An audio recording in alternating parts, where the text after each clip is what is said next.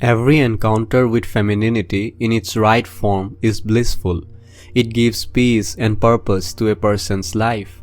But mixing the forms of femininity makes more trouble for a man than any other single element of his life. When these feminine forms, each pure genius in its own right, gets mixed up, they become dark and problematic.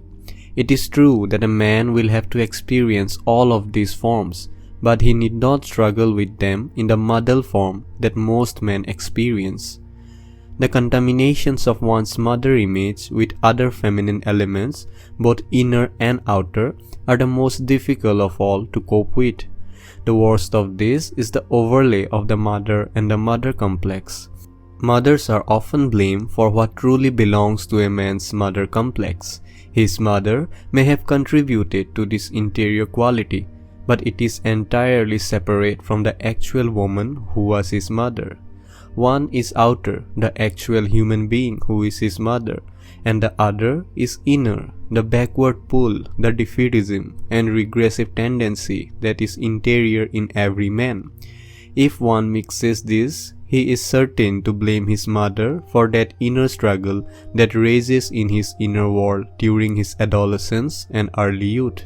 Heated battles spring up over nothing between mother and son if this mixture takes place. He is certain to accuse his mother of interfering in his life, and then only a moment later complain because she has not done something for him.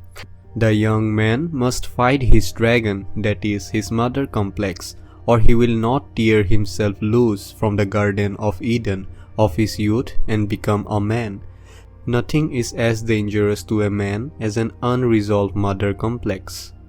The other kind of mother contamination is to confuse the real mother with the mother archetype, which is the bounty of nature and all that is good in life.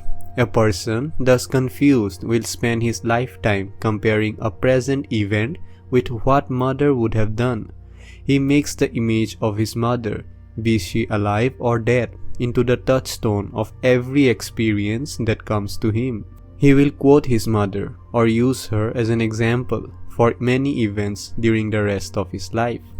She is the criterion by which he judges all value. Next is confusing the mother and the anima. It is a very serious problem, and the ambiguity of the anima in a man's life allows him many mistakes in this area. If a man has a disturbed relationship with his actual human mother, it is very easy for him to contaminate his anima, that life-giving interior femininity, with his mother's demands and expectations.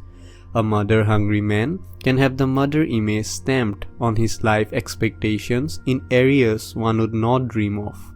A mother-hungry man can find himself facing mother in the form of the university he attends, the corporation he works for, the church he attends, the political party he espouses, his nation, and so on.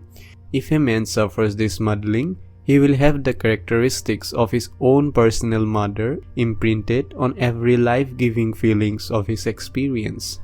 The mother-anima overlap sets a man to searching for his personal mother in every idealistic or artistic venture he makes. The anima, she who gives meaning and spiritual depth to a man's life, is the single most important element in his happiness. To have an element as important as this in a man's psychology, contaminated by a personal image of mother, is to have most of his creative ability incapacitated.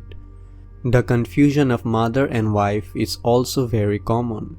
It is a tragic life for a wife who lives in the shadow of her mother-in-law if her husband's mother identification is strong.